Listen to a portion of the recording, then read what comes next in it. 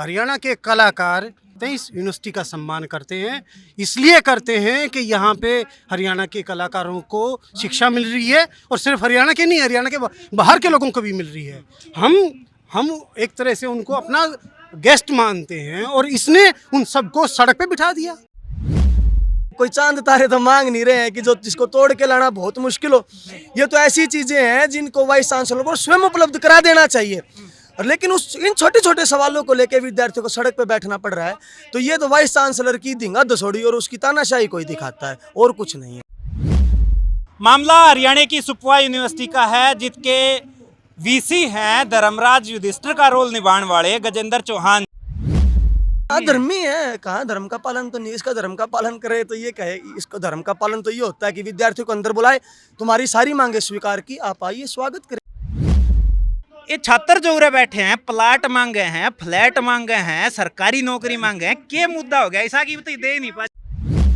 साधारण सी बात मांगे हैं ये कि हम फीस दे चुके हैं, लाखों रुपए यहाँ की फीस है, उसके बावजूद भी हमारे लिए बेसिक फैसिलिटीज नहीं है। यहाँ पे टीचर्स नहीं है, कैमरा का जिसकी विद्यार्थी की जरूरत है, जो काम करते हैं अपना, उसके लिए जो बेसिक इक्विपमेंट चाहिए वो इनके पास नहीं है।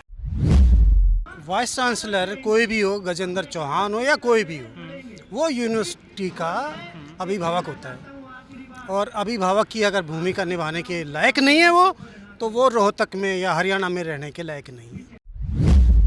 मतलब यूनिवर्सिटी के विद्यार्थी धरना दे रहे हैं और अंदर टॉयलेट इस्तेमाल नहीं कर सकते, फिर क्या करें, कहाँ जाएं? ये बेटी बचाओ बेटी पढ़ाओ कमें है, और यूनिवर्सिटी की लड़कियां क्या खुले में जाएं शौच करने के लिए, बता दो। इसको तो वैसे ही शर्म से डूब मर जाना चाहिए। मामला हरियाणा की सुपवा यूनिवर्सिटी का है, जिसके वीसी हैं धर्मराज युधिष्ठिर का रोल निभाने वाले गजेंद्र चौहान जी। और धर्मराज के राज में, धर्मराज की यूनिवर्सिटी में इन बच्चों के साथ जो अधर्म होने लग रहा है, अन्याय होने लग रहा है, उसकी खबर देने थरता है। हाँ, फिलहाल यूनिवर्सिटी के आगे, हाँ राम राम, थम देखने लग रहे हो जबरदस्त हरियाणा, और मैं हूँ थारा अपना विक्की बैरागी, ना किसी का दुश्मन ना किसी का सागी।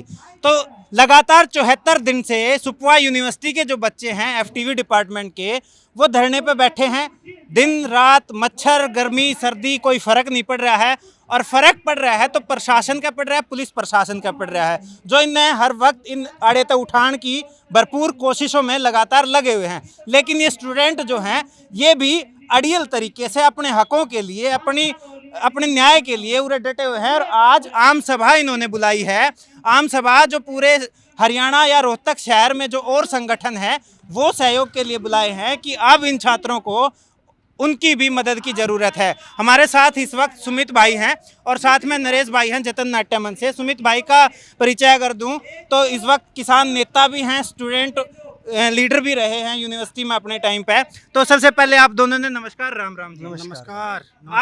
आप दोनों डेलीगेशन में भी हो, जो वीसी के साथ बातचीत इन छात्रों की, मतलब जो चैनल है वो आप एक जरिया हो इनकी बातें वहाँ पहुँचाने का और वहाँ से जो जवाब आए स्टूडेंट तक बताने का। तो सबसे पहले तो ये आज भी डेलीगेशन गया था, तो आज क्या रहा, क्या रवैया था उनका? हमारा ये था कि एक डेलीगेशन जाके विद्यार्थियों की जो भी मांगे हैं, और 75 दिन से बैठे हैं, तो एक बार वाइस चांसलर से रोहतक के नागरिक बात करें।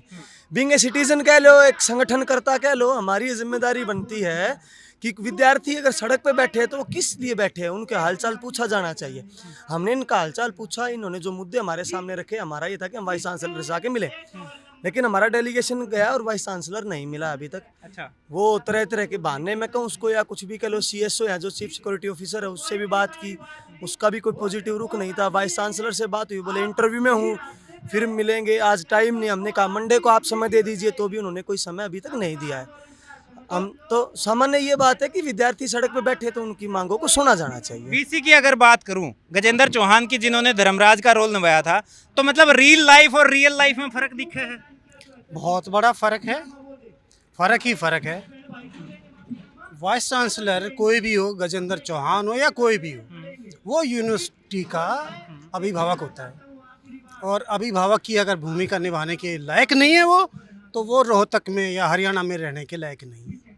हरियाणा के कलाकार ये बर्दाश्त नहीं करेंगे। हरियाणा के कलाकार ये इसका सम्मान करते हैं, इस यूनिवर्सिटी का सम्मान करते हैं, इसलिए करते हैं कि यहाँ पे हरियाणा के कलाकारों को शिक्षा मिल रही है और सिर्फ हरियाणा के नहीं, हरियाणा के बाहर के लोगों को भी मिल रही है। हम एक तरह से उनको अपना गेस्ट मानते हैं और इसने उन सबको सड़क पे बिठा दिया। तो ये सड़क पे जो 74 दिन से बैठे हैं और सुनवाई अब तक नहीं हो रही है, तो क्या लगे सुनवाई होगी या सुनवाई तरीका होगी, दूसरा अपनाया जाएगा? सुनवाई होगी और जितने तरीके मालूम है हमको वो सारे आजमाएंगे, सारे आजमाएंगे। सारे आजमाएंगे।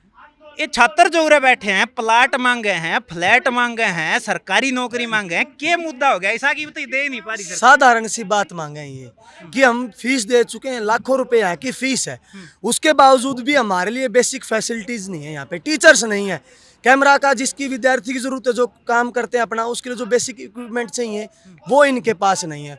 दूसरी जो सुविधाएं होनी चाहिए वो इनके पास नहीं है, लैब नहीं है। तो ये मांग कर रहे हैं, कोई चांद तारे तो मांग नहीं रहे हैं कि जो जिसको तोड़ के लाना बहुत मुश्किल हो। ये तो ऐसी चीजें हैं जिनको वाइस चांसलर को स्वयं उपलब्ध करा देना चाहिए। और लेकिन उस इन छोटे छोटे सवालों को लेकर विद्यार्थियों को सड़क पे बैठना पड़ रहा है। तो ये तो वाइस चांसलर की धिंगा दसोड़ी और उसकी तानाशाही कोई दिखाता है, और कुछ नहीं है। तो तानाशाही और धिंगा दसोड़ी का कोई जवाब इन छात्रों के जवाब पास है बड़े बड़े तानाशाही की जो है निकाली गई है, मोदी जी से की निकल गई, इसकी तो औकात ही क्या है। ये अपने आप को विद्यार्थियों से ऊपर होकर समझता हो तो मैं कह रहा हूँ इसकी गलतफहमी निकाल दे। यूनिवर्सिटी जो है वो विद्यार्थियों से होती है। अगर यूनिवर्सिटी कैंपस के अंदर विद्यार्थी नहीं है तो वाइस चांसलर का कोई मतलब नहीं है, बिल्डिंग का कोई मतलब नहीं है।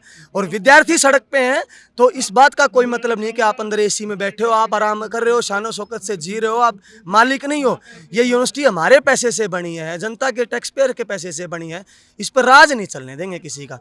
आप विद्यार्थियों की समस्याओं को सुने, उनके भविष्य को बढ़ाएं, भविष्य को बर्बाद नहीं करने देंगे, ये कह रहे हैं। और डेलीगेशन के तौर पे हम तो यही चाहते हैं ना, अड़चन क्या है वो बताएं।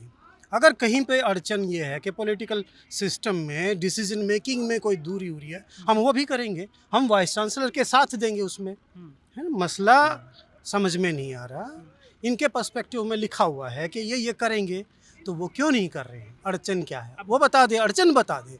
दूसरी बात एक और मैं ये कहना चाहता, देखिए आज़ादी के 75 साल पूरे हो गए, और जिस समय पे अंग्रेजों के राज में सूरज नहीं डूबता था, किसी को भरोसा नहीं होता था दुनिया में, किसी को भी, है ना। लेकिन हिंदुस्तान के लोगों ने हर तरह का तरीका अपनाया।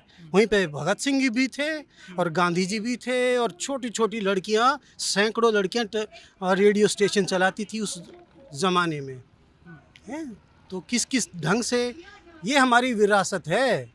और इन 75 साल में भी हमने बहुत कुछ और सीख लिया है जो उस दौरान पे थे। तो ये इनसे यही रिक्वेस्ट है अभी तो। बिल्कुल रिक्वेस्ट है। आज़ादी के 75 साल हो गए हैं और ये वही नस्ल है जिनके पूर्वजों ने अंग्रेजों को पछाड़ा था, उन अंग्रेजों को जिनका सूरज कदे छपया नहीं करता। लेकिन आज जब हमारे ही देश के लोग, हमारे ही बीच के लोग इस तरीके से अन्याय हमारे देश के भविष्य के साथ करें, क्योंकि छात्र जो है वो देश का भविष्य है। लगातार 74 दिन से गांधीवादी तरीका जो अपनाया जा रहा है, प्रदर्शन काटे बैठ के हैं, उसके बावजूद पुलिस से लाठियां पड़ी हैं, पुलिस की धमकियां मिली हैं, यूनिवर्सिटी प्रशासन की धमकियां मिली हैं, तो उसको क्या जवाब देना चाहोगे? जवाब तो सामान्य सा यही है, आप कुछ भी दे दीजिए, कुछ भी लाठी मार दीजिए, हमारे सब कुछ सुविधाएं छीन लीजिए, लेकिन कम से कम पढ़ने का अधिकार तो मत छीनिए। आपने तो पढ़ने का अधिकार ही छीन लिया। इन सारी चीज़ों को बर्दाश्त किया शांतिपूर्ण तरीके से, क्योंकि हमारा ये बिल्कुल कोई इच्छा नहीं है। और हमने विद्यार्थियों से बात की तो इनका भी स्पष्ट ये था, बिल्कुल हमारी मांगे स्वीकार की जानी चाहिए, उसके लिए चाहे कुछ भी हो जाए। तो शांति से बैठे थे, लेकिन प्रशासन का रुख कुछ और है, तो इस पर तो क्या कहा जाए। तो प्रशासन को देखना चाहिए कि आप एक तरह से जो है इनके साथ जोर ज़बरदस्ती, जुल्म ज़्यादती जो भी हो सकती है कि मतलब यूनिवर्सिटी के विद्यार्थी धरना दे रहे हैं और अंदर टॉयलेट इस्तेमाल नहीं कर सकते, फिर क्या करें, कहाँ जाएँ? ये बेटी बचाओ बेटी पढ़ाओ कम है, और यूनिवर्सिटी की लड़कियां क्या खुले में जाएं शौच करने के लिए, बता दो। इसको तो वैसे ही शर्म से डूब मर जाना चाहिए। अरे कम से कम आपके विद्यार्थी अंदर किसी उसका शौचालय का इस्तेमाल करें तो आपको क्या दिक्कत हो रही है? कोई भी रास्ते खोल देता है, कोई पानी पीने से मना करता है क्या? ये पानी नहीं पीने देते। तो ये धर्मराज युधिष्ठिर का रोल निभाने वाले गजेंद्र चौहान वीसी जो हैं, वो यूनिवर्सिटी है सुपवा यूनिवर्सिटी रोहतक की, और उन्हें धरने पर जो लड़कियां बैठे हैं, धर्मराज नहीं है, अधर्मी है। कहाँ धर्म का पालन तो नहीं, इसका धर्म का पालन करे तो ये कहे, इसका धर्म का पालन तो ये होता है कि विद्यार्थियों को अंदर बुलाए, तुम्हारी सारी मांगे स्वीकार की, आप आइए, स्वागत करे, जूस पिलाए बच्चों को। इनको पढ़ाई क्या सिखाती है? अन्याय का विरोध को, गलत का विरोध करो।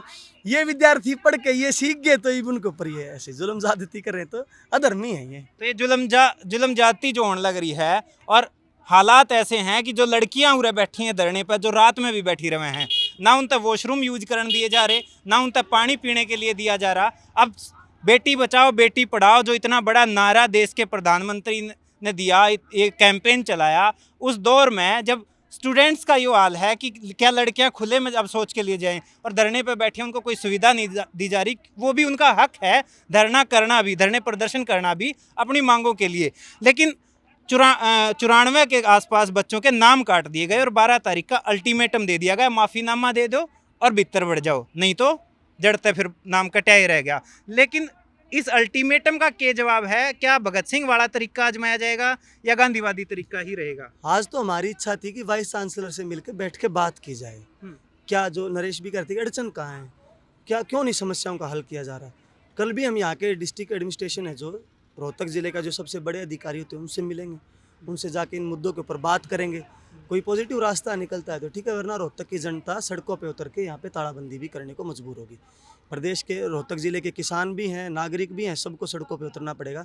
बच्चों के भविष्य को बर्बाद नहीं होने देंगे। जतन नाट्य मंच से आप हैं और बहुत सारे कलाकारों की आपकी टीम है, तो क्या अगर ये नहीं मानते हैं तो आपके बाकी प्रदेश भर के कलाकार यहाँ आएंगे? आएंगे, न केवल प्रदेश भर के बल्कि उसके बाहर भी हैं। हम देश भर के ही कलाकारों से अनुरोध करेंगे, उनसे अपील करेंगे कि इस अन्याय को देख लें और इस पे अपनी बात कहें। और कलाकार तो कहीं पे भी होता है, वो हमेशा ही शोषण के खिलाफ बोलता है, अन्याय के खिलाफ बोलता है। यही है उसकी कला, और तो कुछ है नहीं उसके पास। लेकिन कलाकार की देखें तो वीसी खुद एक कलाकार रहे हैं, वो क्यों नहीं समझ रहे फिर इस बात में?